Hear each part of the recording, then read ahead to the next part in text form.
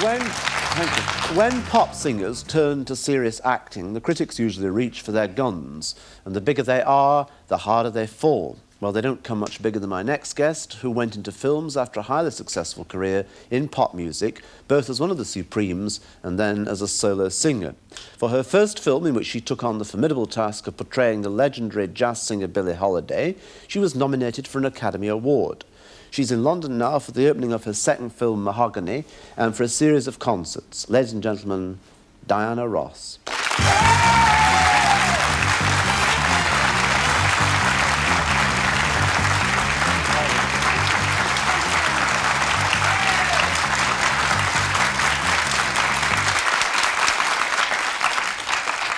Thank you, Russell. I've seen you around the last day or two, and I'm quite pleased by the way you clap everybody else. It's quite pleasant to have the star applaud the audience. Well, thank you. I think that they deserve it. You know, you see, I serve them, but really, in truth, they serve me because I get my happiness from the audiences. And are you a happy person tonight? Yes, I am. Yeah. So far. Do you think you're going to make me unhappy? I don't think that you can. I hope to God I make you even happier than you are at the moment. Thank you very much. Now, when you were at school, Diana, you were voted, amongst other things, one of the best-dressed girls in your class. And obviously, you've carried on the tradition. I mean, do you take great pains about being the best in everything you do? I like very much to be the best. I think it's expected of me. I expect it of myself. And is that something that you've learned to do, or is it something that was poured into you by your mummy and daddy? I guess I'm basically on automatic. I think I have, you know, got inside me what my mom and dad put inside of me. Yeah. Which was what, do you think, if you had to put on a piece of paper? Perfection, I guess. I'm in the service business, you know, and I know that I want to please. I guess maybe being the second child, which I was, the second eldest of 6 children, I wanted the attention. And I worked for it. I had to work for it. There were 6 children. And so maybe that's why I'm in the business I'm in today. Have you thought this out, or have you ever lain on a God bless him, psychiatrist's couch anyway? No, I've never been to a psych. I guess I basically have thought it out myself. Yeah. I'm very clear as to why I'm in this business. And I became clear. I haven't worked in a year. I've had a baby. I have 3 children now. And I decided I'm going to be super mom, and I was going to stay at home and be with my kids. But during that 9 months of the pregnancy, I realized that that just really was not enough for me, and that it wasn't the amount of time that I spent with my kids that were important, but you know, it wasn't how long. It was just what I gave them when I was with them. Right. So at that point, I realized my career was very, very important to me. And so that's why I decided to get back out there and do what I was happy doing. Good. You know, I really think that each of us should not sacrifice our talents or what have you just for our family. And the reason I feel that is because kids really know when they're loved. And you don't have to be there every minute. You don't have to prove anything to them because they know that. Right. So that's why I'm working. And they obviously do they know who you are, if you know what I mean? Absolutely, yeah. I mean, I know they call you mummy and everything, or I hope they do. But yeah. Do they know that you're called DianaRoss? It's so funny. That's wonderful stories with that, because my kids have never heard of the Supremes. They don't know. And then when I had my last child, and it was a girl, and we tried to expect a boy, but how did you try to expect a boy? Well, we tried to continue thinking about boy. We resisted a girl, and the more you resist, you get it. You know, whatever you resist, you get. Right. So what happened is I'm resisting you at this moment. But do. You are. Well, you certainly are going to get me. Don't resist me. It's going to be a good night. Go on, Diana. We have 3 girls, and everyone sent little cards with the flowers saying, "You got the Supremes again," and terrific. And I was really very happy, you know. And my daughters hear this, and sometimes you're not aware that they listen to everything. My 4.5-year-old, I was in the tub with her. I bathe with my kids. It's fun. It's wonderful. So I was in the tub, and I said, "You know, you look just like me, Rhonda." And she said, "Mommy, everyone says we look like the Supremes. Who are the Supremes?" You know? And so I tried to explain to her what the Supremes were all about. But they hear this all the time, you know. Yeah. And so even though they don't know anything about the Supremes and all that, they know that Mommy is DianaRoss. Also, in the morning when they have breakfast, there's a thing that comes on television that sells albums. All the Supremes' latest hits. If you want them, write into DianaRoss, so-and-so and so-and-so. And they hear that and they look around, DianaRoss, you know? And also, when I sing to my kids, they tell me to shut up. They do. And the reason they do is because they sing better than I do. Do you have any deep ambition for them at all? Well, my really most deep ambition for the kids is that they be happy, you know, really. It's difficult. I think it's difficult for children that come from a family where the mother is, or the father is successful. You know, they're constantly trying to prove something. I expect to make, my intention is to make that different for my children. I have two I know are very, very bright. The little one I can't tell. She just smiles at me all the time. I don't know anything that much about her. But they listen, and I think that they're going to be themselves. If I can just really prepare them to be strong, and they are going to be what they're going to be. I give them a lot of love and a lot of attention, and when I'm with them, I'm really with them. In other words, sometimes I realize that people are with their children, but their mind is on something else. So when I leave my work and I go home with my kids, I'm really with my kids. You know, it's the way I've got it planned. So my intention is that my career and my family life is going to work very well together. I don't think either one has to suffer. Are you, in all this, which is very voluble and very interesting, are you aware of things like chance and accident and disaster that might come in and stop this plan that you have evolved? I mean, you seem to me to have everything neatly sorted out, and it's very enviable. You think I have it too planned? No, I'm not saying you have it too planned. Well, you see, I do think we have a choice in what our lives are going to be like. You see? We don't have a chance about what's going to hit us when we don't know. Okay, let me tell you this. My impression, I have a certain, I guess, positiveness about my life, but I realize that every time I create a positive thought in my mind, also I create a negative thought. It's just like, I'm going to be very successful. And my mind said, oh, no, you're not, you know? Okay? So since I create positive and negative, it's which one I give the most attention that is powerful. When I think positive constantly, it's very powerful, and it controls me. If I think negative all the time, it's going to control me too. So right now, my positive thought is there is going to be no disaster to destroy what I have planned for me and my family. And if there is, that's life, you know? And I can accept what I get. My intention is for it to work and to be successful, and I will accept what I get. See, I don't have any choice about what my life is going to be like. The only choice I possibly might have is how I'm going to react to it. You know, and I mentioned to someone the other day that if you've heard that the poem "If," you know, they said something about success and failure. If you treat those two imposters the same, well, that's my plan. You know, I get very emotional all the time. That's my plan. If I'm successful, I want to treat it like I'm successful. And if I'm unsuccessful, I want to treat it the same way. I really do, and that's my plan. I'm getting shook because I feel really emotional about that. Oh, that's good. Yes. I'm glad there's the central core of belief. I mean, that gives you obviously something to hold. Well, I think finally in my life, I've been in the business 15 years, and for the first 10, I think I had no convictions whatsoever. I only did what I was told to do. Were you programmed at all? Well, I guess you really are. I guess most of us are programmed. I'm sure you're programmed every time the tube goes on, you know what I mean, and your letters and what have you. But I know that I've gotten to the point that what works for me, and I notice that it works for me, is for me to be totally honest. Yeah. And honestly, that's what I feel right now. Tomorrow it may change. I don't know what my future's like.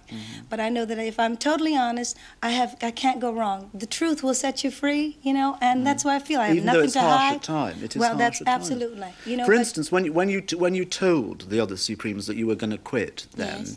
Was that a harsh moment? Okay, I want you to know I never told them that. Well, when it happened. When it happened. Was it harsh for them? Yeah. No. See, because the main Supreme that we discussed it with, see, Florence had left the group many years before I left the group. So we had an addition come in, which was Cindy Birdsong. Right. And Mary and I, when Florence left, sit down and discuss what is our future going to be like. Mary said, well, I think I want to get married, and I don't know, if it doesn't work for me, I'll get married and go on. And I said, well, I want to pursue my career. I don't have a love that I want to be with at this time. I want to be in show business. You know, it's in my blood. I want it. And Mary and I discussed, if this is what's going to happen, then what are you going to do? I said, well, if you leave me, Mary, then I'll go out on my own. Well, Mary didn't leave and she didn't get married. Mary decided that she wanted to go on and work with me, and I pulled out because the responsibility, I was accepting more of the responsibility for the Supremes. I was doing all the work, all the recording and what have you, and it was Mary's decision that since I wasn't getting any more money, we were splitting money 3 ways, that at least my name should be out in front. Right. You see? So my name was put out in front and went on to DianaRoss and the Supremes, and the world tried to make that problems for us. I mean, advertisement, write-ups, and interviews or what have you, tried to make that difficult for us. And it really did, because after a while you start believing what you read, you know?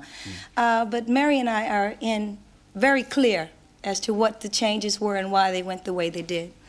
Then as you grow up and get mature, you have a certain amount of faith. Our roads went different ways. You know, my life took a different road than Mary's did. Did that demand any kind of bravery on your part? Absolutely. Were you nervous about what the people would say? I'm nervous right now today. I'm nervous all the time. I don't know what to expect. All I know is I want to do well. Where does all this energy come from? I mean, you talk not like a kind of Niagara, which is good, thank God. Sorry about that. No, please. I mean, please don't apologise for that. Okay. Where does it come from? This kind of electricity. Is it something which is to do with your family, or is it something to do with the fact that you're a coloured lady or a black lady, shall we say? Do you know where it comes from, or is it just entirely you alone? Is it just I haven't always been this way. I really do feel that it's a matter of maturing and my just taking a look at who I am and what I wanted out of life. But and you how do work happy I hard, was. though, don't you? Yes, I do. I like to work. You know, when someone asks Berry Gordy, why is she going out on tour? She doesn't have to work. No, I don't have to work anymore.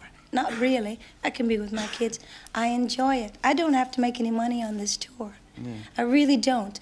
It's a certain amount of things that is expected of me, and I don't know, that just keeps me going. Well, I'm alive. I have to move and do things. I can't just... You sure as hell are, baby, I'll tell you. And if, whatever energy that I possibly have, if I create that for other people, that's what I'm here for. You know, I have a purpose.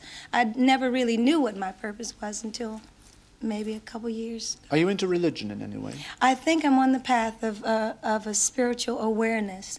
I don't know really so much about religion. I never really, until recently, took a look at myself in this universe, and I guess I'm on that path. I really don't know. See, I have a certain amount of understanding about my life, and I'm holding it in the palm of my hand. And I don't want to hold it too tight because it'll come out. It's like sand, you know? Or toothpaste. And then I don't want to lose it like that. So I want to hold it gently and hold on to what I have become clear on. You know you'd be a marvellous preacher, don't you? You know that. Do you think so? Yeah, absolutely. I don't want to preach. I just want to be understood, that's all. Well, now look, when you were offered the Billie Holiday role in Lady Sings the Blues, Yes. there must have been a lot of people who said, God in heaven, what are they giving it to her for? Yes. What kind of qualification does she have? Yes. Did any of that reach your ears? Yes. Did Yes. people say rude things about that? Well, a lot of times that only makes a person stronger. Right. You know, when I was in school, I went to try out for a play, and my teacher told me, you have a good voice, Diana, but, you know, do something else. Do domestic work. You know? I don't know what his meaning was, but it only made me fight harder. Right. When they talked about Billie Holiday, I had to... I was really frightened. And even the day before we started, I called Berry Gordy and I said, I'm scared to death. And I think a lot of times by verbalizing what you really feel, you can get off of it. Right. I knew I had a lot of work to do, and I don't mind working. No one's ever told me my career or my life was going to be easy. You know, and I didn't mind working at it, but I knew that a lot of people knew her and expected a lot, and I never saw her before. So what I got to is that I could use Billie Holiday's situations, but still play myself. In other words, it was very much me on the screen, but I was playing Billie Holiday's situations. I realized nothing ever changes. Those ladies were the same as I am. Billie Holiday, Josephine Baker, Bessie Smith out the Waters, they all wanted the same thing, you know? But except that you know yourself better than Billie Holiday knew herself, sure. Well, a lot of us are victims, too, you know. I'm not a victim. Nothing is, I want to say the word, but I can't say it. The world is not me. I am not a victim, you know. Right. So even when I am a victim, I take a look, okay, Diane, you're doing this to yourself, you know. And I know that now when, you know, like victims want, it's like when a kid fall down and cry and you go and help them all the time, you know. You got to just go and let them cry for a minute and then they can get off of that, you know, and realize that, you know, Did you cry when you didn't win an Oscar with that performance? Yes, I did. Yes, I did. Are you over that Well, now? see, because I wasn't really honest with myself during that thing. I kept saying, I don't care if I get an Academy Award. I really don't care. You know, it's not important to me. I don't do movies for that, for rewards or whatever. And then when they said someone else's name, it really hurt me. And what I really realized is that it was important for me to win that. I wanted to. Were you there? Yes, I was there. I was holding on to my husband on this side and Barry Gordy on this side. And we just, I mean, I tried to hold the tears back, but I just couldn't, you know. Well, I think it's a And terrible situation. I really tell you think what it's a also is terrible very difficult is that the nomination clutters up your space for your next picture.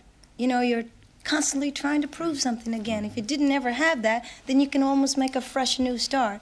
So I've decided that I'm not going to let that clutter up my thing. I'm going to let it add to my space of doing the next picture. That's a part of the Ross positive thinking scheme, Yes, isn't it? yes. You know, that really works, Good. you know. Right, right. I Maybe mean, I've learned a little bit tonight. We've said it so much, it's like talking about sex or love or soul or that, and you use it and it doesn't mean that much, but positive thinking is very, very important. Shall we think positively and have a little bit of a look at your new film, Please which do. is Mahogany, which Yes. is this is a story where you've been followed to Rome by your boyfriend, and after one of those Dolce Vita parties, he tries to persuade you to return to Chicago with him, but No you way. take a different view. Mm-hmm.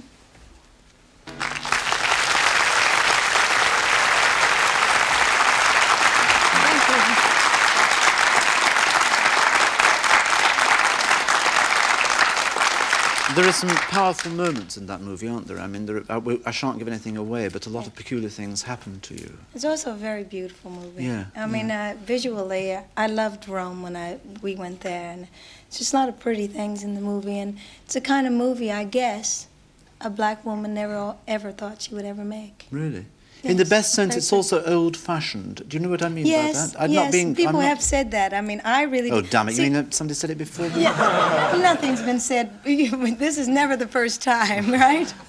But I just, you know, I feel like the movie is old-fashioned but yet very today, you know, because I don't think years ago a black woman could have ever gone to Rome and become such a big celebrity or a big whatever. And You had a I'm large, really quite proud of a that, large yeah. part in the movie as well. I mean, I mean, in the hand of them. I mean, did you design the clothes you wore? Well, that's kind of a long story, but I begged, you know, to design the clothes because in high school I majored in fashion design, costume illustration. I had a pretty good background in that. That's what I thought I wanted to be. Singing was fun for me. Play, games, you know, and I enjoyed doing it. And then when the movie came along, I said that would be great research for me to do the movie. I could spend time finding exactly what a designer has to go through to make a collection. I have got some very important news for you to close with, which is this, that Yes. you're going to be very blessed in this country by spending your birthday, and I will not be ungentlemanly in saying which birthday, but you're going to spend it in the city or the town of Blackpool. Now, have you ever heard of Blackpool? No, not really. I mean, I have, but I mean, I don't know it to recognize Oh it. boy, have you a surprising story. Would you tell me about Well, it? on March 26th is your birthday, isn't it? Yes. And that night you're going to be And I in really don't mind you telling me how old I am, because most of the people who has been with me throughout my career know how old I am. I would not dream of asking how old you are. I'll be 29 forever. Well, when you get to Blackpool, there are three piers, P-I-E-R-S, maybe P-W-R-S as well, who knows, to choose from. And I hope whatever happens there and everywhere else is as successful as what I think you have done for me tonight. And thank you very Russell, much indeed. thank you so much. It's DianaRoss. been my pleasure. Thank you. Would you stay there?